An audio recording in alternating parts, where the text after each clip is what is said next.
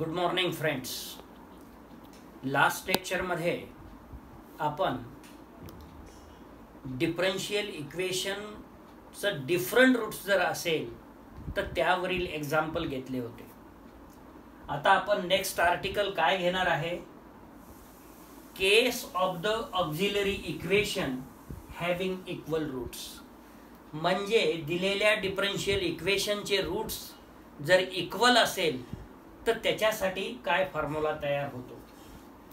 The equation dny upon dx raised to n plus p1 dn minus 1y upon dx raised to n minus 1 plus p2 dn minus 2y upon dx raised to n minus 2 plus dot dot dot plus pn y which is equal to 0, where the coefficients p1 comma p2 comma dot dot dot comma pn are constants will first be treated.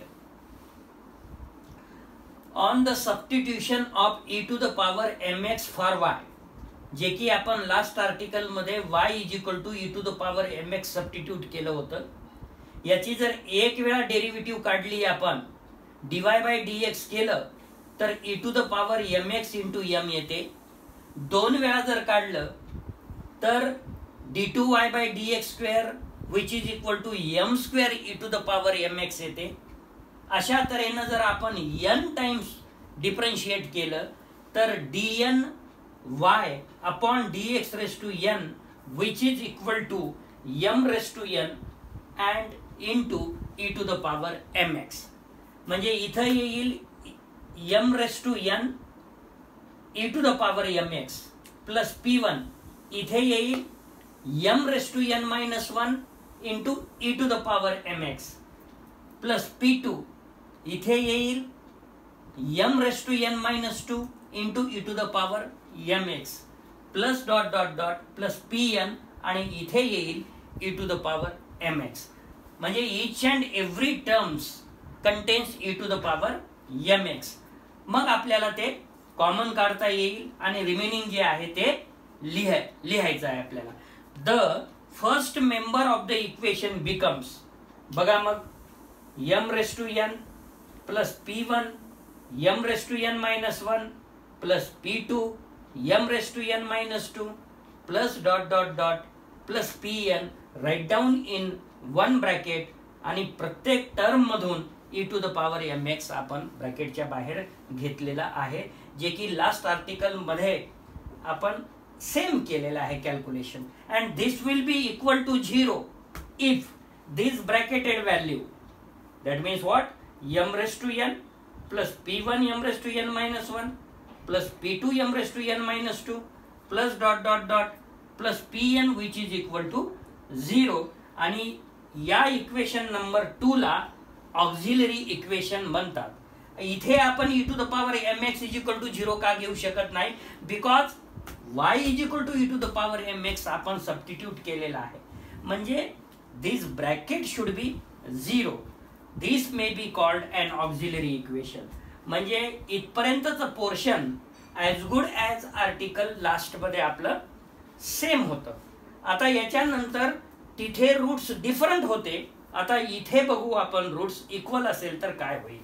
Now when two roots of equation 2 are equal, say m1 comma m2, then solution 3 म्हणजे last आर्टिकलचं equation आहे. That is different रूट्सचं हे पूर्ण equation काय आहे? y is equal to c1 e to the power m1x plus c2 e to the power m2x plus dot dot dot plus cn e to the power mnx. यामध्ये दोन route जर सारखे असेल तर this equation becomes y is equal to c1 plus c2, कारण की e to the power m1x आणि इथे सुद्धा e to the power m1x येईल, कारण की m1 आणि m2 हे इक्वल असेल. तर ब्रॅकेटच्या बाहेर मग इन ब्रॅकेट मध्ये c1 प्लस c2, ब्रॅकेटच्या बाहेर e to the power m1x. म्हणजे दोन रूट्सचा वापर इथे झालेला आहे. मग तिसरा plus c3 e to the power m3x plus dot dot dot plus Cn e to the power mnx. But since C1 plus C2 is equivalent to only a single constant, C1 plus C2 च्या बदल्यात आपण single constant घेऊ शकतो किंवा constant term असेल काहीही तर त्याच्या बदल्यात आपण सिंपली सिंगल कॉन्स्टंट घेऊ शकतो. या दोन कॉन्स्टंटच्या बदल्यात एक घेतल्यामुळे आपल्याजवळ जे टोटल नंबर ऑफ कॉन्स्टंट्स होते C1 पासून Cn पर्यंत ते n होते. आता किती राहिले मग 2चं 1 झाल्यामुळे then this solution will have n-1 arbitrary constants and hence it is not the general solution. म्हणजे जनरल सोल्युशन आपल्याला किती कॉन्स्टंट असल्यानंतर आहे असं म्हणता येईल. जर सेकंड ऑर्डर डिफरन्शियल इक्वेशन असेल तर त्याच्यामध्ये C1 आणि C2 असे दोन कॉन्स्टंट असेल किंवा कॅपिटल A B असे दोन कॉन्स्टंट असेल.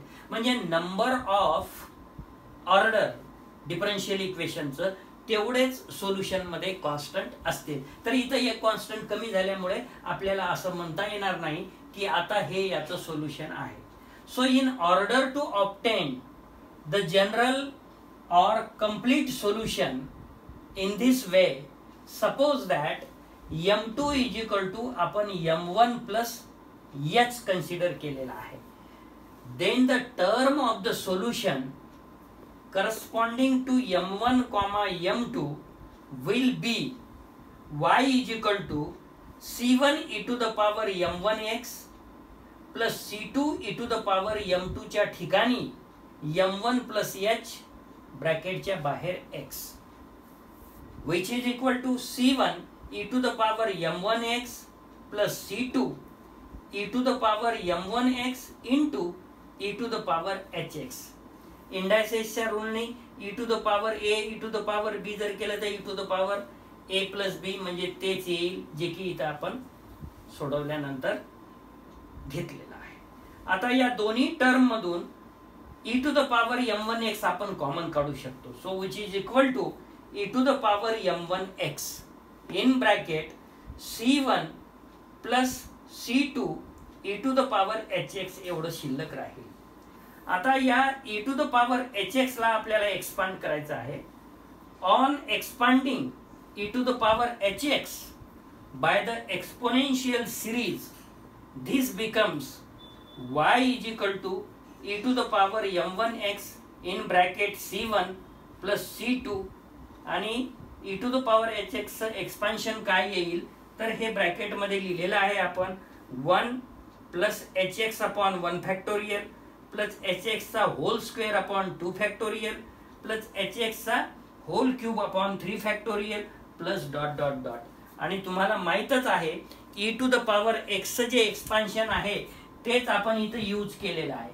e to the power x is equal to काय आहे हो 1 plus x upon 1 factorial plus x square upon 2 factorial plus x cube upon 3 factorial plus dot dot dot. Same फक्त x च्या जागेवर इथे hx असल्यामुळे hx आलेला आहे.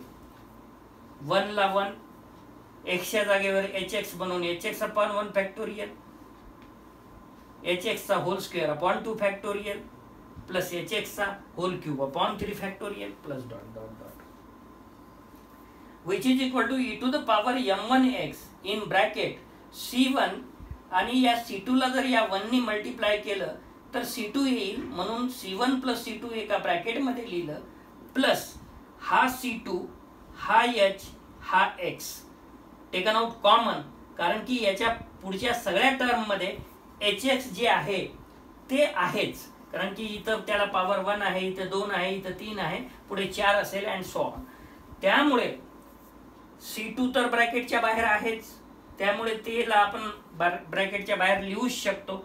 आणि hx कॉमन जर घेतलं तर इथं शिल्लक राहील 1 प्लस इथे शिल्लक राहील hx डिवायडेड बाय 2 प्लस इथे शिल्लक राहील hx चा वर्ग डिवायडेड बाय 3 फॅक्टोरियल म्हणजे 6 plus dot dot dot, which is equal to e to the power m1x in bracket c1 plus c2 या दोन्ही कॉन्स्टंटच्या बदल्यात आपण कॅपिटल ए एक सिंगल कॉन्स्टंट घेतलेला आहे, where A is equal to C1 plus C2 plus C2H च्या बदल्यात आपण बी कॉन्स्टंट घेतलेला आहे, बी इज इक्वल टू C2H.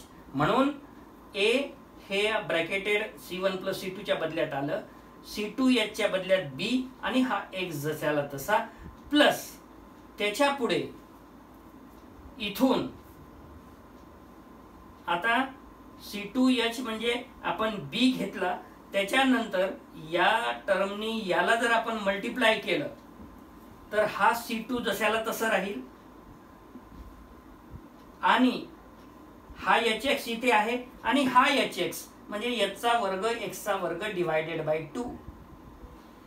पुढे terms proceeding in ascending powers of h, म्हणजे वाढत्या पॉवरनी पुढे टर्म तुम्हाला मिळतील. पुढे काय मिळेल, C2/6 h चा क्यूब इंटू x चा क्यूब डिवायडेड बाय हा 6 असेल. परंतु जनरल मध्ये आपण terms proceeding in ascending powers of h म्हणजे सगळे पॉवर्स त्याच्यामध्ये आले. Capital A is equal to काय घेतलेलं आहे ते ऑलरेडी सांगितलेलं आहे, C1 प्लस C2 आणि capital B is equal to C2H आपण घेतलेला आहे. Now let h approaches 0 and solution 3 takes the form y is equal to e to the power m1x in bracket a plus bx plus c3 e to the power m3x plus dot dot dot plus cn e to the power mnx. As h approaches 0, C1 and C2 can be taken in such a way that A and B will be finite. If the auxiliary equation have instead of 2 repeated roots, if 3 roots equal to m1, by similar reasoning, it can be shown that the corresponding solution is y which is equal to e to the power m1x in bracket c1 plus c2x plus c3x square. जर 3 roots equal असेल तर त्याच्यासाठी हा formula use करावा लागेल. जर 2 roots equal असेल तर त्यासाठी y is equal to e to the power m1x in bracket a plus capital bx. चौथा रूट डिफरंट असेल तर मग पुढे तुम्हाला म्हणजे 2 रूट, तिसरा रूट डिफरंट असेल तर पुन्हा continue C3 e to the power m3x अशा पद्धतीने आपण यूज करू शकतो. मिक्स्ड फॉर्म्युला सुद्धा तयार होईल. 2 रूट इक्वल आहे याच्यासाठी, तिसऱ्यापासून डिफरंट आहे इथून सुरू, 3 रूट इक्वल आहे इथपर्यंत, चौथ्यापासून डिफरंट आहे इथं येईल C4 e to the power m4x plus C5 e to the power m5x and so on. अशा पद्धतीने तुम्ही वापरू शकता. And if it have r equal roots, that the corresponding solution is, हे बघा 3 रूट जर इक्वल असेल तर y is equal to e to the power m1x, इथे आला C1x to the power 0 plus C2x to the power 1 plus C3x to the power 2, म्हणजे 3 equal roots असेल तर 2 आलं. r इक्वल रूट्स असेल तर शेवटी किती येईल r-1. So that is y is equal to e to the power m1x in bracket C1 plus C2x plus C3x square plus dot dot dot plus CRx to the power r-1. The form of the solution in the case of repeated roots of the auxiliary equation is also deduced in another way in article 55. जेव्हा article 55 आहे तिथं सुद्धा आपण दुसऱ्या पद्धतीनं हे find out केलेलं आहे. काय आहे टायटल त्याचा, another way of finding the solution when the auxiliary equation has repeated roots. Example 1 on page number 66. Solve d3y divided by dx cube minus 3d2y divided by dx square plus 4y which is equal to 0. Solution. The given equation is d3y divided by dx cube minus 3 d2y divided by dx square plus 4y which is equal to 0. Second order differential equation असेल तर त्याचं roots काढणं फार सोपं आहे, कारण की आपण हायस्कूल लेवलला या पद्धतीने रूट्स काढत होतो.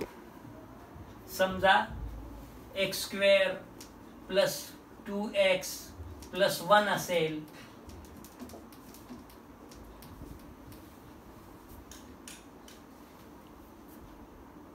x प्लस 1 चा वर्ग येते हा, अशा पद्धतीने आपण काढतो. पण जर 3 डिग्रीचं डिफरन्शियल इक्वेशन असेल किंवा तुमची पॉलिनॉमियल असेल, जे की ऑक्झिलरी इक्वेशन 3 मध्ये जर असेल डिग्री मध्ये, तर मात्र तुम्ही पॉलिनॉमियल या चॅप्टर मध्ये हायस्कूल लेवलला एक मेथड शिकलेले आहात, and that method is known as synthetic division. काय करतो आपण त्याच्यामध्ये, यांचे कोएफिशिएंट घेतो 1 -3 dy by dx ची टर्म इथं अब्सेंट आहे म्हणून 0 4.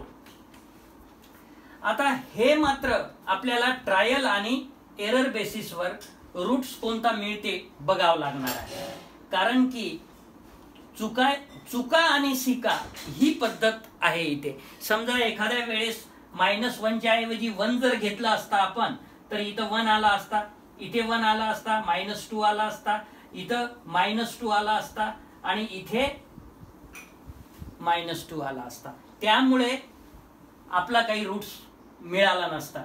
मग -1 घेतलं, त्यामुळे 1 इथे आला, 1 × -1 -1 झालं, हे झालं -4, -4 × -1 +4 झालं, हे इथं 4 आलं, 4 × -1 -4 झालं आणि हे 0 आलं.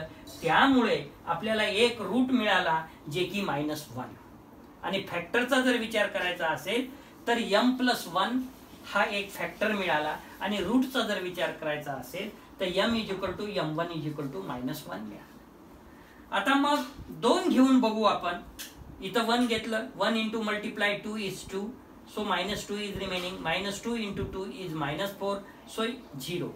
दुसरा आपल्याला रूट मिळाला 2, किंवा फॅक्टर जर म्हणत असाल तर m-2 दुसरा फॅक्टर मिळाला. त्याच्यानंतर हा पुन्हा 2 घेतलं, 1 जशाला तसं लिहिलं आणि यांनी याला मल्टिप्लाय केलं, 2 केलं आणि 0 झालं. त्यामुळे दुसरा अजून तिसरा रूट आपल्याला 2च मिळाला. म्हणजे रिपीटेड रूट्स मिळाले आपल्याला 2, 2 2 आणि एक डिफरंट रूट मिळाला. म्हणजे आता आपल्याला त्या फॉर्म्युल्यामध्ये डिफरंट रूट बी यूज करायचा आहे आणि इक्वल रूटचाही फॉर्म्युला यूज करायचा आहे. त्यामुळे बघू आता मग. Hence its auxiliary equation is m³ -3m² + 4 which is equal to 0. m+1 एका ब्रॅकेट मध्ये आणि दुसऱ्या ब्रॅकेट मध्ये m-2 and its square which is equal to 0. Hence m+1 is equal to 0, comma m-2 is equal to 0, comma m-2 is equal to 0. Hence m is equal to m1 is equal to -1, m is equal to m2 is equal to 2, m is equal to m3 is equal to 2. म्हणजे इथं m is equal to m2 is equal to m3 is equal to 2 असे equal route आलेले आहेत. त्याला आपण m is equal to -1 आणि m is equal to 2,2 लिहू शकतो. मग आता hence the general solution of given equation is y is equal to, जर हे रूट आधी यूज करायचा असेल रिपीटेड, तर तुम्हाला इथं रिझल्ट येईल c1 + c2x एका ब्रॅकेट मध्ये into e⁻m1x plus c3 e⁻m3x. m1 ची किंमत m is equal to m1 is equal to m2 is equal to 2 म्हणून e⁻2x आणि m is equal to m3 is equal to -1 म्हणून c3 e⁻−x.